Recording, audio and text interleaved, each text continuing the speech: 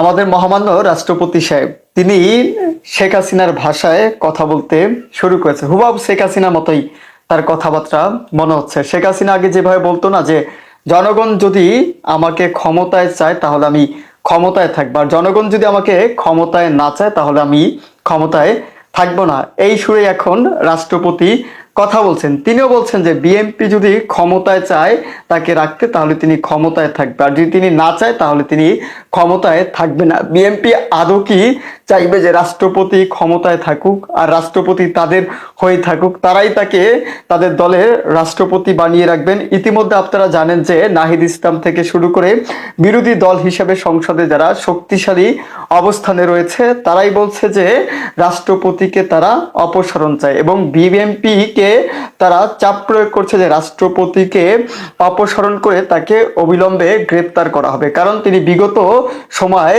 শেখ হাসিনার স্পন্ডেল ছিলেন, এবং শেখ হাসিনার যে না ভোট হ্যাঁ ভোট বা শেখ হাসিনার যে নাটকীয় নির্বাচন দামি ভোট নামি ভোট এগুলোকে সমর্থন জানিয়েছেন, এবং তিনি তাদেরকে অবৈধ ভোট যেন সংসদে শপথ পড়িয়েছেন। এখন যদি আমরা রাষ্ট্রপতির কথার দিকে বলি যে এই যে নির্বাচনটা হলো, সেই নির্বাচনে রাষ্ট্রপতির অবদান, রাষ্ট্রপতি কি গুরুত্বপূর্ণ ভূমিকা পালন করেছে, তিনি নির্বাচনটাকে কতটুকু সমর্থন করেছে, নির্বাচনের পরবর্তীতে সংসদ সদস্যদেরকে শপথ পড়ানোর ব্যাপারটা সেটা কতটা বৈধ বাধকতা রয়েছে, তা নিয়েও কিন্তু অনেক ধরনের কেরিকাচাল করা যায়। আজকে আমরা এ ধরনের কেরিকাচালে যাচ্ছি না। আজকে আমরা যে বিষয় নিয়ে কথা বলতে চাই সেটা হচ্ছে রাষ্ট্রপতি থাকবেন নাকি রাষ্ট্রপতি যাবেন?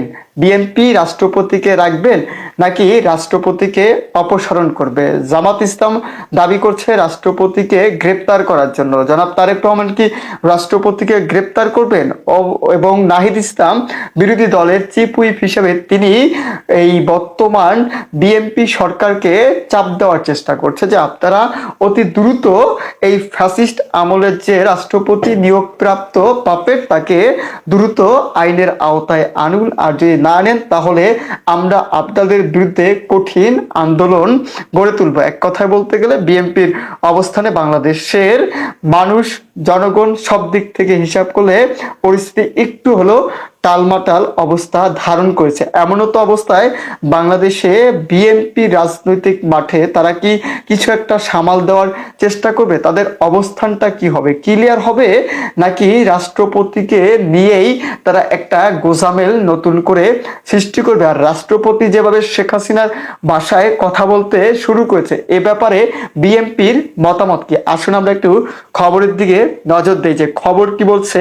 রাষ্ট্রপতি নিজেই ক্ষমতায় থাকার জন্য কি উদ্গ্রীব হয়ে পড়েছে, এবং তিনি যে অন্তর্বর্তীকালীন সরকারের সম্বন্ধে যে ধরনের বক্তব্য গণমাধ্যমে দিয়েছে তাতে করে বললেই চলা যায় যে তিনি সরাসরি অন্তর্বর্তীকালীন সরকারকে অবৈধ বলতে চাচ্ছে, অন্তর্বর্তীকালীন সরকারের বিপক্ষে অবস্থান করেছে। আর সেই সরকারের বিপক্ষে অবস্থান করা ব্যক্তি নির্বাচনের আয়োজন করছে, সেই নির্বাচনে ক্ষমতায় এসেছে বিএনপি, আর বিএনপির এই তিনি আবার রাষ্ট্রপতি হয়ে থাকতে চাচ্ছে। তিনি সমস্ত দায়ভার জনাব তারেক রহমান আর বিএনপির উপরে ঢেলে দিয়েছে যে তারা যদি চায় তাহলে তিনি ক্ষমতায় থাকবে, আর তারা যদি না চায় তাহলে তিনি ক্ষমতায় থাকবে না। এখন বিএনপি কি এই ভদ্রলোককে, যে ভদ্রলোক অন্তর্বর্তীকালীন সরকারকে অবৈধ বলে ঘোষণা করেছে আনুষ্ঠানিকভাবে না হলেও অনানুষ্ঠানিকভাবে, সেই ভদ্রলোককে তাদের দলে রাখবে, আর এই ভদ্রলোক সুযোগ পেলে বিএনপিকে কামড়ানোর চেষ্টা করবে না? এরকমটা কি হতে পারে?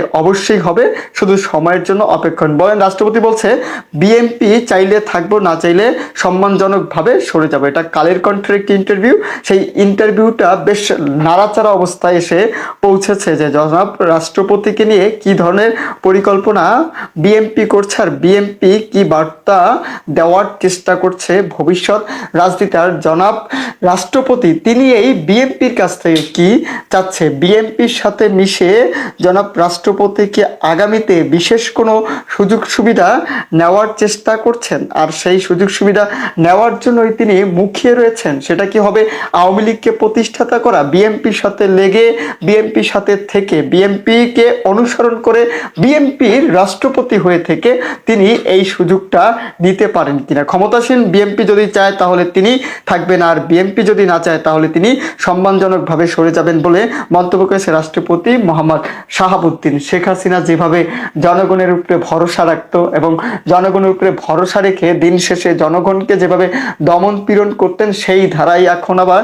রাষ্ট্রপতি ধারতে শুরু করেছে। তিনি বলছেন যে বিএনপির উপরে সবকিছু নির্ভর করে, বিএনপি যদি তাকে ক্ষমতায় রাখতে চায় তাহলে অবশ্যই তিনি ক্ষমতায় থাকবেন। বিগত সময় কয়েকটা পর্বে এই ইন্টারভিউটা প্রচারিত হয়েছে। এই ইন্টারভিউটাই বাংলাদেশের রাজনৈতিক অঙ্গনে বেশ আলোড়ন সৃষ্টি করেছে, নড়ে চড়ে বসেছে রাজনৈতিক প্রেক্ষাপট, বাংলাদেশের রাজনৈতিক নিয়ন্ত্রণ এবং অন্তর্বর্তীকালীন সরকারের অবস্থা, তাদের উপদেষ্টাদের অবস্থা, তাদের বৈধতা, তাদের যে গণভোট, সেই গণভোটের বৈধতা এবং এই যে জাতীয় নির্বাচন, এই জাতীয় নির্বাচনেরও বৈধতা নিয়ে কিন্তু একদম টানাপোড়েন চলমান রয়েছে। এখন এই টানাপোড়েনের মধ্যে যদি বিএনপি যেহেতু সরকার গঠন করেছে, সেই সরকার গঠনের পরকেও কিন্তু স্বাভাবিকভাবে বৈধ বলা যায় না। যে ভাষ্য রাষ্ট্রপতি তার ইন্টারভিউতে দিয়েছে, সেই ভাষ্য অনুযায়ী বিএনপি যদি তাকে রাখে, সেই রাখাটা আসলে কোন সুবিধার্থে রাখতে পারে? নির্বাচনটাকে কি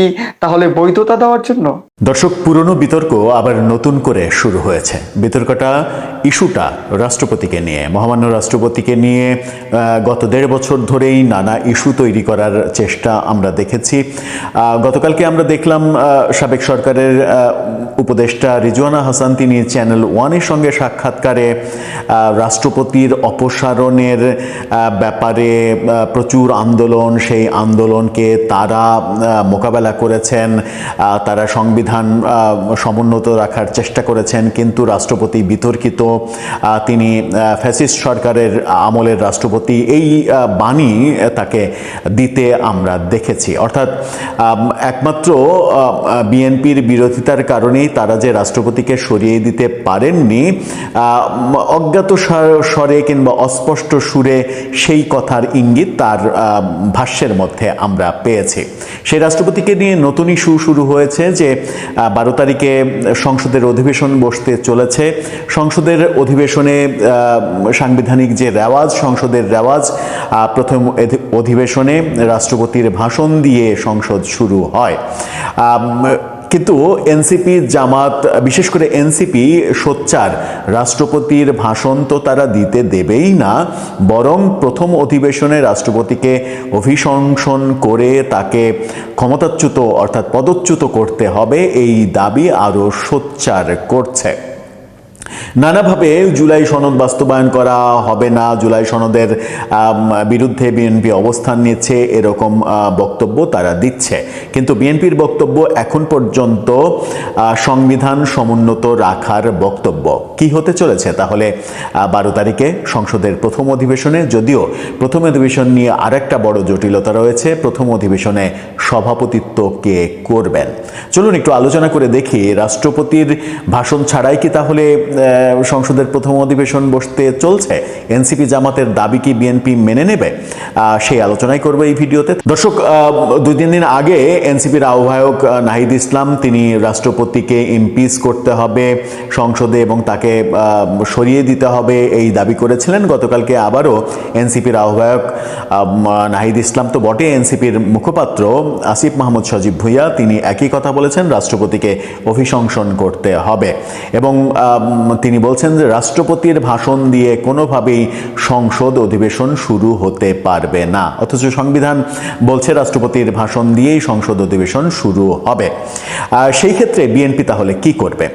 আমরা দেখেছি বিএনপি সরকার গঠন করার পরেই একটা আলোচনা ছড়িয়ে গেল এবং বিভিন্ন গণমাধ্যমে খবর আসলো পুলিশের ঊর্ধ্বতন কর্মকর্তাদের বরাত দিয়ে যে জুলাই আন্দোলনে, 24 জুলাই আন্দোলনে যে পুলিশ হত্যাকাণ্ডের ঘটনা ঘটেছে, সেগুলোর তদন্ত হবে এবং দোষীদের বিচার করা হবে। কিন্তু সেই ব্যাপার থেকে আমরা দেখেছি সরে আসতে একদিন আগে আমরা স্বরাষ্ট্রমন্ত্রীর নতুন বক্তব্য দেখেছি যে এই তদন্ত হওয়ার কোনো মানে ইয়ে নেই, কোনো সুযোগ নেই, এমন কথা তিনি বলেছেন। তার আগের দিনই আমরা দেখেছি 28 তারিখে স্বরাষ্ট্রমন্ত্রী এনসিপির ইফতার পার্টি এবং প্রতিষ্ঠাবার্ষিকীর অনুষ্ঠানে প্রধান অতিথি ছিলেন। জামাতের ইফতার পার্টিতে প্রধানমন্ত্রী তারেক রহমান উপস্থিত ছিলেন। মনে হয়েছে যে এই দুইটা জায়গায় উপস্থিতিতে তাদের সঙ্গে এক ধরনের রাজনৈতিক সমঝোতা বোধহয় হয়ে যেতেও পারে। রাষ্ট্রপতি ইস্যুতেও কি মানে রাজনৈতিক সমঝোতা হবে, মানে এনসিপির সঙ্গে কিংবা জামাতের সঙ্গে বিএনপি এক ধরনের সমঝোতা করে মেনে নেবে? স্বরাষ্ট্রমন্ত্রী সালাউদ্দিন আহমেদ বলেছেন সংবিধান অনুযায়ী রাষ্ট্রপতির ভাষণ দিয়েই সংসদ শুরু হবে, তিনি স্পষ্ট করে বলেছেন। কিন্তু যে কথা তিনি বলছেন সেই কথাটা কি 12ই মার্চ যখন সংসদ অধিবেশন শুরু হবে সেই সময় পর্যন্ত একই কথা একই অবস্থান বিএনপির থাকবে, নাকি পুলিশ হত্যাকাণ্ডের ব্যাপারে যে গুঞ্জন রটেছিল সেখান থেকে যে ইউটার্ন আমরা দেখেছি সেরকম ইউটার্ন আমরা দেখব? এনসিপি শুরু থেকেই রাষ্ট্রপতিকে সরিয়ে দেওয়ার অনেক কলাকৌশল করেছে। তাদের ইন্ধনে রাষ্ট্রপতি অভিযোগ করেছেন নিজেই যে তাদের মানে লেলিয়ে দেয়া মব বঙ্গভবনে আক্রমণ করার চেষ্টা করেছে এবং এটা যে একটা নির্দিষ্ট গোষ্ঠীরই বিভিন্ন সাইনবোর্ড ব্যবহার করে আন্দোলন করা, সেই কথাও রাষ্ট্রপতিকে আমরা বলতে শুনেছিলাম। মূলত সেই সাক্ষাৎকারের পরে এনসিপির তরফ থেকে রাষ্ট্রপতি ব্যাপারে আবারও নতুন করে এক ধরনের গা জ্বালা ভাব শুরু হয়েছে। সেইভাবে তারা এখন বলছে যে সংবিধান মানি না এবং মানে আসিফ মাহমুদ সজীব ভাই এটাও বলেছেন যে আমরা ক্ষমতায় গেলে 72-এর সংবিধান ছুঁড়ে ফেলে দেব এবং এটাও বলেছেন যে সরকার নানা অজুহাতে জুলাই সনদ বাস্তবায়ন না করে সংবিধান সামান্য একটু সংশোধনের প্রক্রিয়ায় যেতে চাচ্ছে, 72-এর সংবিধানের পক্ষে অবস্থান করতে চাচ্ছে। 72-এর সংবিধানের পক্ষে বিএনপি অবস্থান করবে, সংবিধানের মূল যে নীতি সেটা পরিবর্তন করবে না, এটা মোটামুটি আমরা মোটা দাগে এটাই জানি, সেটাই হওয়ার কথা। জানি না বিএনপির রাজনৈতিক অবস্থান পরিবর্তন হবে কিনা। সেই ক্ষেত্রে এনসিপি জামাতের সঙ্গে একটা রাজনৈতিক ক্ল্যাশ লাগার সম্ভাবনা রয়েছে। কিন্তু রাষ্ট্রপতি ইস্যু, মহামান্য রাষ্ট্রপতি যদি সংসদের প্রথম অধিবেশনে ভাষণ দেন সেই সময় কি তাহলে জামাত এনসিপি তারা ওয়াকআউট করবে, তারা সংসদে থাকবে না, ভাষণের সময় তারা উপস্থিত থাকবে না, কিংবা রাষ্ট্রপতির ভাষণের ওপরে যে মানে আলোচনা সেই আলোচনাতে তারা অংশগ্রহণ করবে না? সেটা একটা বড় ব্যাপার। নাকি শুধুমাত্র সংসদে ওয়াকআউট করা সেইটাতেই তারা সীমাবদ্ধ থাকবে না, তারা রাস্তার আন্দোলনে নেমে পড়বে, সেই দৃশ্যও আমাদের দেখতে হবে। সব মিলিয়ে বিএনপির রাজনৈতিক অবস্থান এখন পর্যন্ত সংবিধান সমুন্নত রাখা। সংবিধান সমুন্নত যদি রাখতে হয় তাহলে রাষ্ট্রপতির ভাষণ তো অবশ্যই হবে, বরং জুলাই সনদ বাস্তবায়নের অনেক কিছুই সংসদে হবে না। যদিও এরই মাঝে বিএনপির একটু নড়বড়ে অবস্থা আমরা দেখেছি। আইনমন্ত্রী বলেছেন যে বিগত যে অন্তর্বর্তীকালীন সরকার সেই সরকারের 133টা অধ্যাদেশ সহ সমস্ত কিছুই সংসদে উত্থাপন করা হবে। কিন্তু একটি গণমাধ্যম বিভিন্ন সূত্র, বিএনপির বিভিন্ন সূত্রের বরাত দিয়ে বলেছিল যে বেশিরভাগ অধ্যাদেশই সংসদে উত্থাপিত হবেই না। তারা আগেই পর্যালোচনা করে যেগুলো তারা পাশ করবে, যে মুষ্টিমেয় কয়েকটা পাশ করবে সেগুলোই শুধু সংসদে উত্থাপন করবে, বাকিগুলো উত্থাপনই করবে না। কারণ 30 দিনের মধ্যে 133টা অধ্যাদেশ সহ আরও যে আইনি আদেশগুলো আছে সেগুলো যদি বাস্তবায়ন করতে হয় তাহলে প্রতিদিন গড়ে মানে প্রায় 4.5টার মতো অধ্যাদেশ পাশ করতে হবে। এটা বাস্তবিক অর্থে কোনোভাবেই সম্ভব নয়। সুতরাং এখনও ব্যাপারগুলো এলোমেলো মনে হচ্ছে। কোন দিকে যাচ্ছে বিএনপির সিদ্ধান্ত, কোন পথে এগোবে, সব কিছু ব্যাপারগুলো এখনও খুব একটা কংক্রিট অবস্থানে যে আছে সেটা বলা যাচ্ছে না। আমরা জুলাইয়ের পুলিশ হত্যাকাণ্ডের বিচারের ব্যাপারে বিএনপির যেমন ইউটার্ন দেখলাম এবং সেই ইউটার্নটা বেশ রহস্যজনক ইউটার্ন মনেই হয়েছে। তারা এই মুহূর্তে এনসিপি এবং জামাতের সঙ্গে কোনো ধরনের ক্ল্যাশে যেতে চাচ্ছে না, তাদেরকে আস্থায় রেখেই তারা তাদের সরকার পরিচালনার কাজটা করতে চাইছে। সেটা তাদের জন্য মঙ্গলজনক হবে নাকি তাদের জন্য বুমেরাং হয়ে যাবে সেই ব্যাপারটা রয়েছে। এখন অপেক্ষার পালা রাষ্ট্রপতি সংসদে ভাষণ দেন কিনা, নাকি এনসিপি জামাতের দাবি মেনে নিয়ে রাষ্ট্রপতির ভাষণ ছাড়াই সংসদ শুরু হয়। যে কথা বলছিলাম যে আরেকটা সংকট রয়েছে প্রথম অধিবেশনকে কেন্দ্র করে, সেটা হচ্ছে যে এই অধিবেশনের সভাপতিত্ব কে করবেন। কারণ এখন পর্যন্ত সংসদ যেহেতু বসেইনি, সেহেতু নতুন স্পিকার নিযুক্ত হওয়ার ব্যাপার ঘটেনি। নিয়ম হচ্ছে নতুন সরকার যখন আসে তখন নতুন সরকারের প্রথম অধিবেশনে পুরনো সরকারের পুরনো যিনি স্পিকার কিংবা ডেপুটি স্পিকার যে কোনো একজন সভাপতি করেন, তার সভাপতিত্বে নতুন স্পিকার নির্বাচিত হন, তারপরে নতুন স্পিকার সভাপতিত্ব করেন। কিন্তু এর বাইরে সাংবিধানিক কোনো অপশন নেই।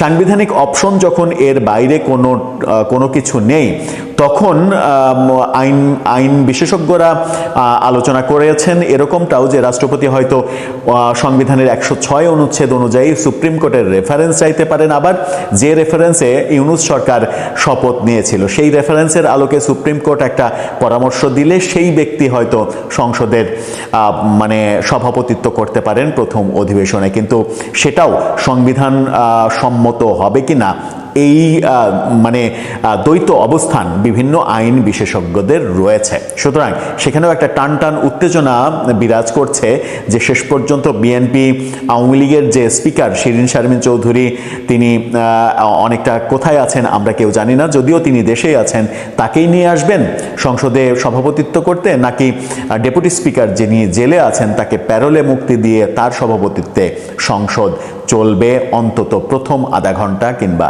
1 ঘন্টা। দুটো খুব গুরুত্বপূর্ণ ব্যাপার। এই দুটো গুরুত্বপূর্ণ ব্যাপারে বিএনপি কোন পথে হাঁটে সেটাই এখন দেখার বিষয়। দর্শক, আপনার কি মনে হয় কোন পথে হাঁটবে বিএনপি? মতামত জানিয়ে লিখতে পারেন আমাদের কমেন্ট বক্সে।